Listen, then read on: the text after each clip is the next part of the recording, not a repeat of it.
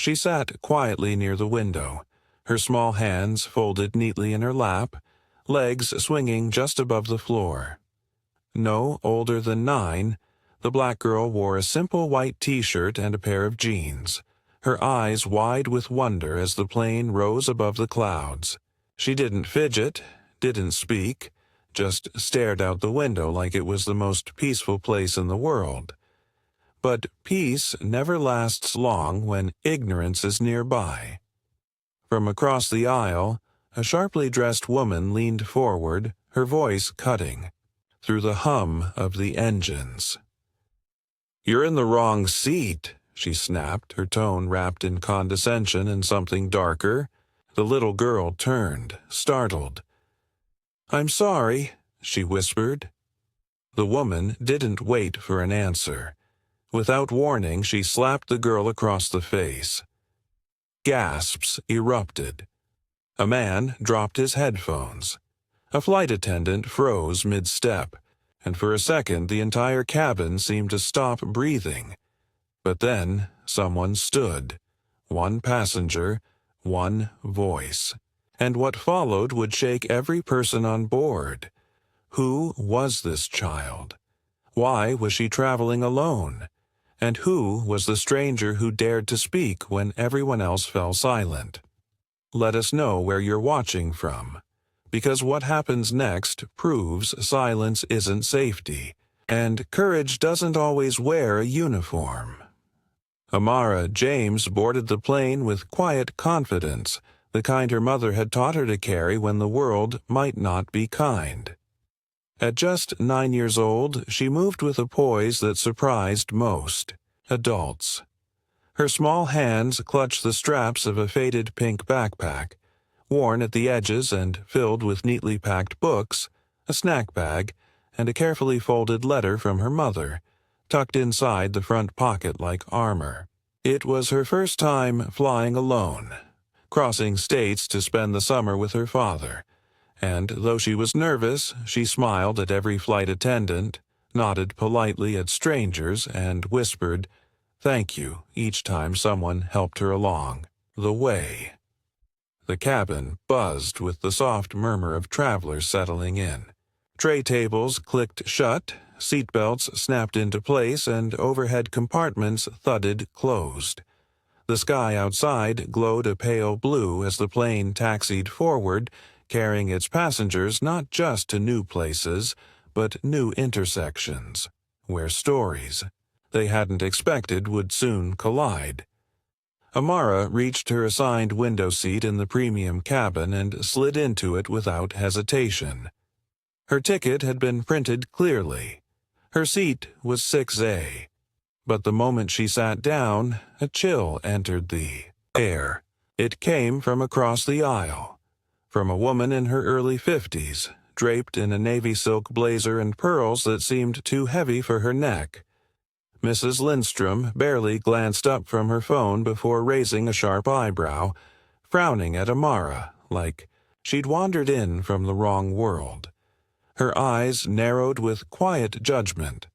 Wrong row, wrong skin, wrong story. Lindstrom was the kind of woman who believed she wasn't racist because she had once been to Morocco, who called herself refined and worldly, yet carried entitlement like a passport. To her, everything had a place, and Amara, she decided instantly, didn't belong in hers. Across the aisle sat Mr. Reyes, a man in his late 40s dressed in a tailored charcoal suit, his expression unreadable but quietly alert.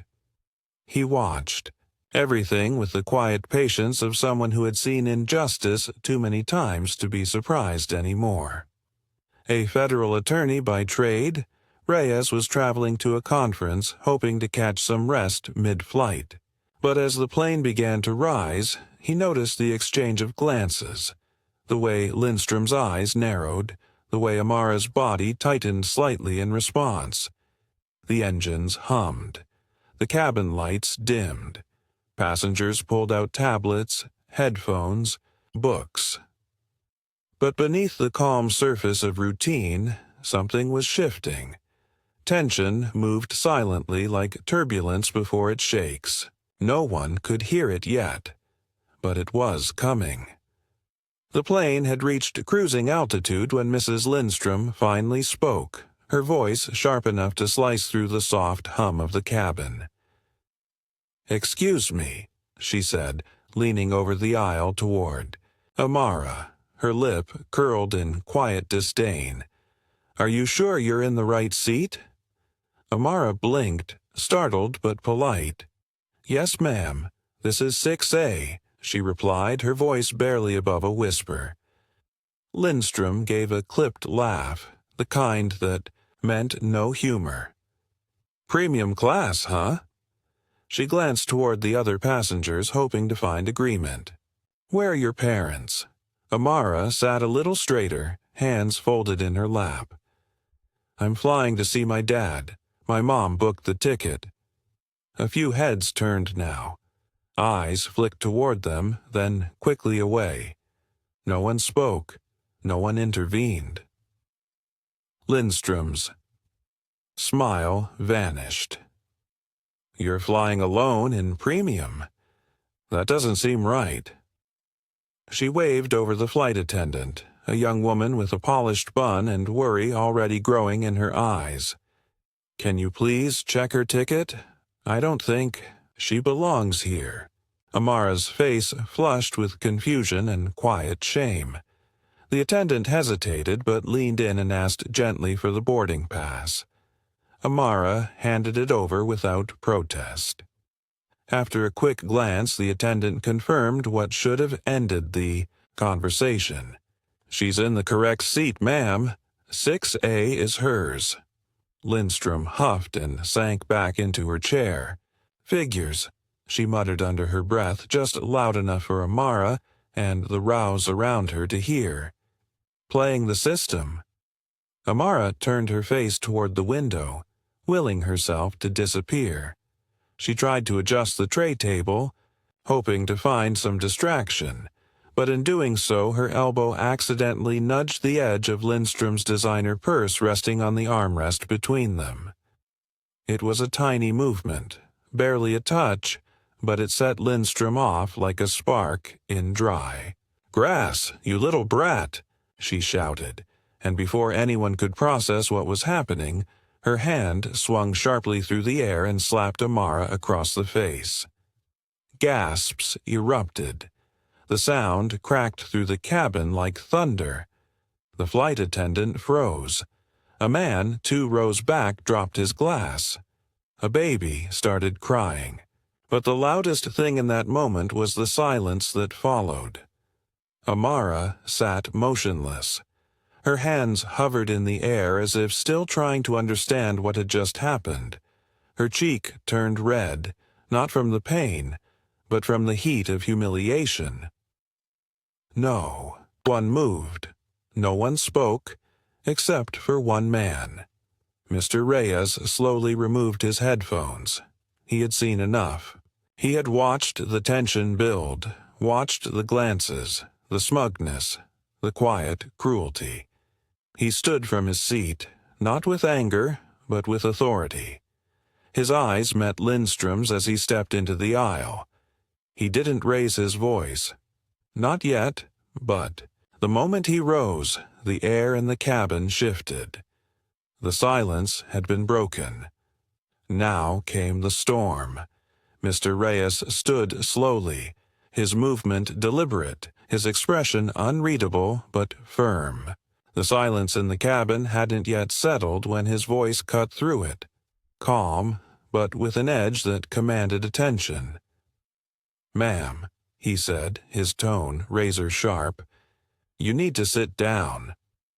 Lindstrom whipped around, her face still flushed, with self-righteousness. "Mind your business," she snapped as if the slap hadn't happened in plain sight, as if her entitlement could shield her from accountability. But Mr. Reyes didn't flinch. He didn't back down. Instead, he stepped into the aisle, facing the rest of the cabin, his voice low but clear enough to carry through the rows of stunned passengers. "That little girl has done nothing wrong," he said, motioning gently to Amara, who still sat frozen in her seat, hands stiff in the air. "She didn't misbehave. She didn't raise her voice. She didn't disrespect anyone. She sat exactly where her ticket told her to, and she was assaulted." A murmur moved through the cabin. Uneasy, ashamed, eyes dropped. Some passengers looked away, others shifted uncomfortably in their seats. "I've watched this unfold for the last 20 minutes," Reyes continued, his eyes sweeping the cabin. "I watched a grown woman harass a child. I watched people glance and do nothing." His voice never rose, but the weight of his words pressed down on the silence like gravity. "You don't need to yell to be complicit. All you have to do is stay quiet."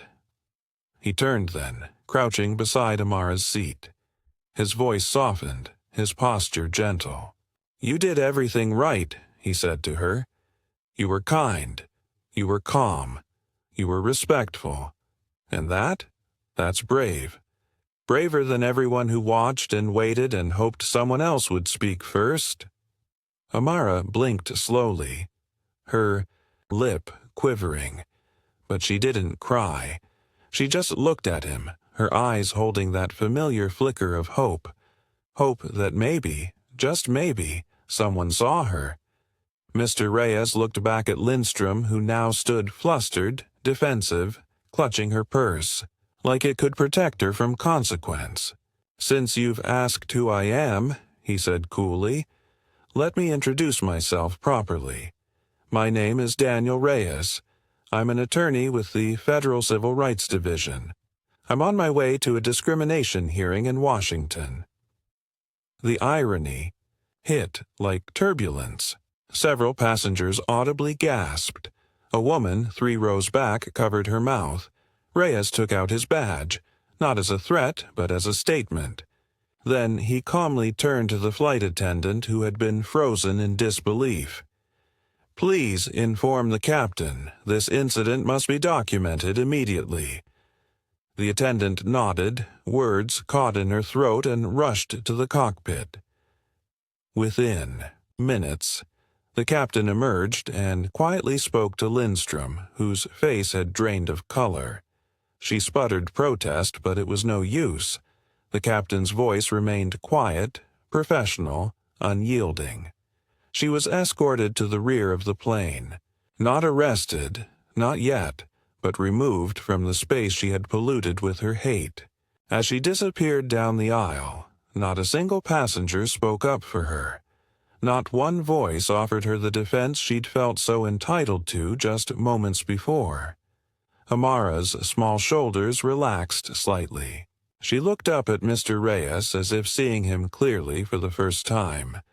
Not just as the man who stood up, but as someone who had always known what it was to be unseen.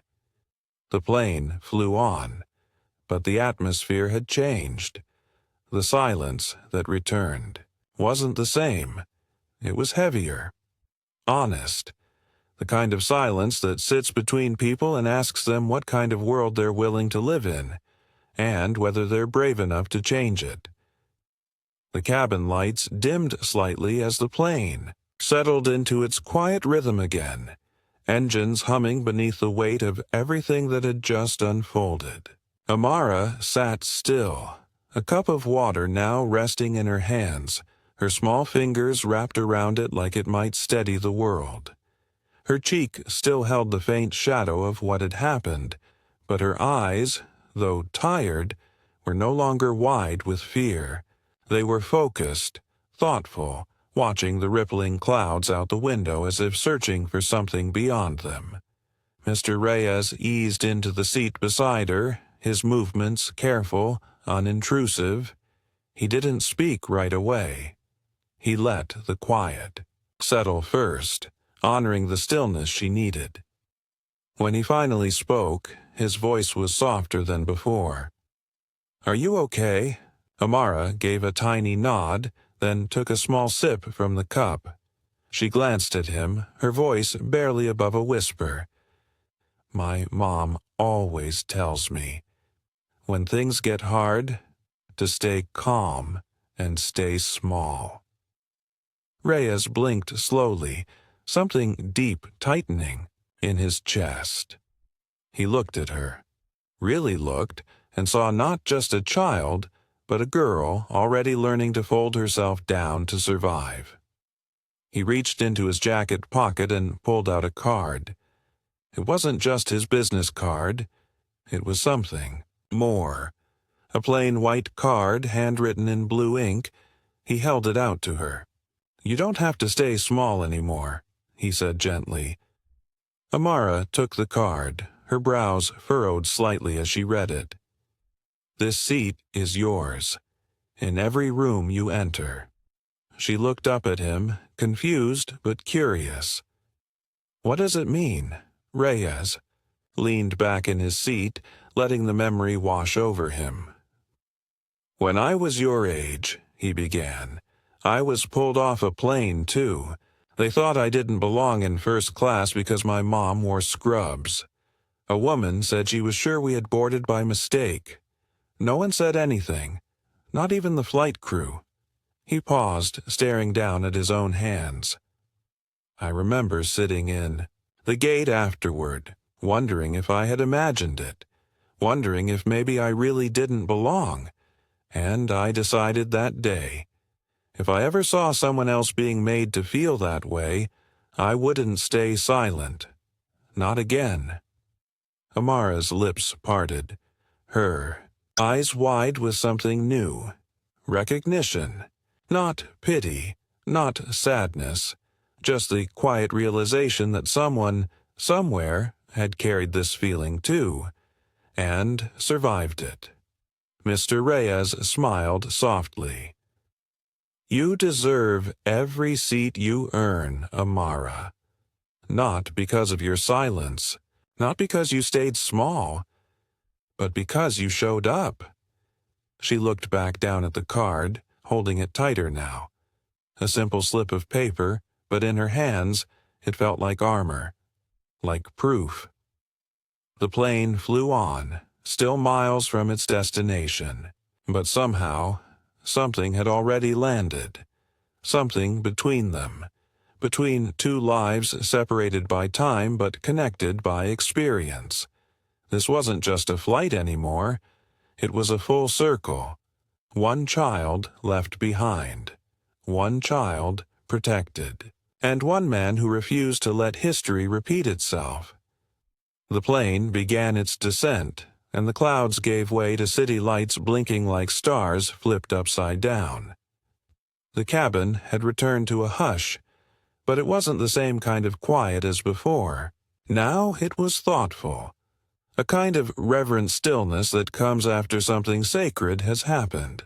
As the wheels touched down and the brakes whined against the tarmac, a subtle tension re-entered the space, everyone waiting, wondering if the consequences would come. And they did. At the gate, two uniformed officers stood waiting just outside the cockpit door. Mrs. Lindstrom, who had remained stone-faced and silent since being moved to the back of the plane, was the last to disembark. When her name was quietly called, her face crumbled into a pale mask of disbelief. There was no dramatic struggle, just the slow, staggering walk of a woman who had finally been forced to see herself clearly. She was escorted off the plane in silence. But when she was gone, something unexpected happened. It started with a single clap, tentative, unsure, then another and another, until the entire cabin joined in, not with thunderous applause but with something gentler. It wasn't about revenge. It wasn't about spectacle. It was relief. It was agreement. It was gratitude. Not just for accountability, but for the courage that had sparked it. The captain, who had quietly observed everything from the cockpit, stepped out and walked down the aisle. He stopped at Amara's row and offered her a kind, professional smile. "Would you allow me to escort you to the gate?" he asked. She nodded, gripping her backpack and the small card Mr. Reyes had given her. At the terminal, a man stood waiting, tall, anxious, pacing with his eyes locked on the arrival doors. As soon as Amara stepped through, he dropped to his knees and caught her in his arms, holding her like he never wanted to let go. Her father. His relief was so profound, it pulled tears even from nearby strangers. Mr. Reyes stepped forward, introduced himself, and calmly explained what had happened, every detail. Amara's father listened, stunned, horrified, and ultimately grateful beyond words. "She's everything to me," he said, his voice cracking. "And you made sure she wasn't alone." Reyes put a hand on his shoulder. "She didn't need saving," he said quietly. "She just needed someone to make space." Within days, news of the incident spread. A passenger had filmed the confrontation. It hit social media like a lightning strike. People shared the footage. They shared Amara's name. And then something incredible happened. People didn't just react, they acted. A crowdfunding campaign was started, raising money to support unaccompanied minors, especially children of color, who often fly alone without advocates. Airline policies were questioned, reviewed. Amara's story became a national conversation, not just about racism, but about responsibility, silence, and allyship. Mr. Reyes was invited to speak at schools and universities across the country, not as a hero, but as a reminder. He spoke about courage, not the kind that demands attention, but the kind that steps forward when no one else will. He talked about how allyship isn't a title, it's a decision. And Amara, she found her voice. With the help of her school librarian and her mom, she wrote an op-ed that appeared in a major national publication. It was titled, "The Day I Didn't Stay Small."